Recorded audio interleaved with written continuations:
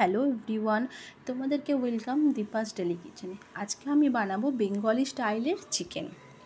তো চিকেন কষা কষা খেতেই কিন্তু সবাই পছন্দ করি, তবে আজকের রান্নাটা কিন্তু আমি ঝোল ঝোল বানিয়েছি। তার একটা কারণ আছে।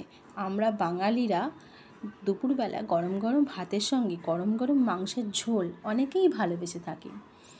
আমি প্রথমে কড়াতে একটু সর্ষের তেল দিয়ে আলুগুলো ভেজে তুলে রেখেছিলাম। তারপর ওই সর্ষের তেলের ওপরে গোটা গরম মশলা ফোড়ন দিয়ে পেঁয়াজ কুচি টমেটো কুচি তুলে দিলাম। তারপর একটু নুন আর একটু চিনি ছড়িয়ে দিয়েছিলাম, যাতে টমেটোগুলো খুব তাড়াতাড়ি নরম হয়ে যায়। আর এই চিনিটা দেওয়ার জন্যে চিকেনের যে কালারটা ওটাও খুব সুন্দর এসে যায়। তার উপর একটু আদা রসুন বাটা দিলাম। আদা রসুন বাটাটা একটু ভালো করে ভেজে নিলাম যতক্ষণ না কাঁচা গন্ধটা কাটছে। তারপর লঙ্কার গুঁড়ো, হলুদ গুঁড়ো এগুলো দিয়ে একটু নেড়ে চেড়ে আগে থেকে ধুয়ে রাখা চিকেনগুলো তুলে দিলাম। চিকেনগুলোকে একটু ভালো করে কষিয়ে নিতে হবে। কমসে কম 15 থেকে 20 মিনিট ধরে চিকেনগুলো কিন্তু কষাতে হবে। চিকেনগুলো আমি একটু চাপা দিয়ে দিয়েই কষিয়ে নিচ্ছিলাম।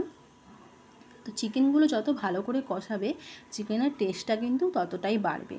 চিকেনগুলো কষানোর সময় আমি একটু ওর মধ্যে দিয়ে দিলাম চিকেন মশলা। চিকেন মশলাটা দিয়ে আর একটু ভালো করে নেড়ে চেড়ে চিকেনগুলোকে কষিয়ে নিলাম। তারপর আমি এই চিকেন কষার মধ্যে দিয়ে দিলাম 1 চামচ ঘি। এই ঘিটা দিলে চিকেনের মধ্যে একটা সুন্দর ময়েশ্চারাইজার ভাবটা এসে যায়, একটা তেল তেল মতন ভাব আসে চিকেনের মধ্যে, আর চিকেনের টেস্টটাও কিন্তু খুব সুন্দর আসে। এটা কিন্তু আমি আমার মায়ের থেকে শিখেছি।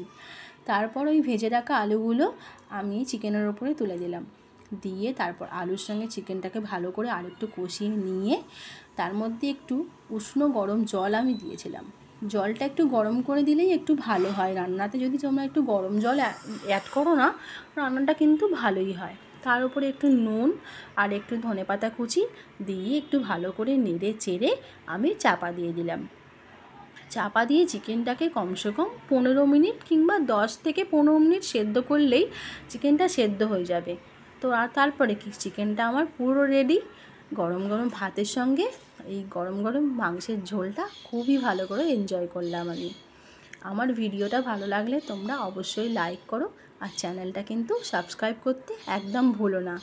আমার ভিডিওটা দেখার জন্য তোমাদেরকে অনেক অনেক ধন্যবাদ। চলো আজকে এই পর্যন্তই।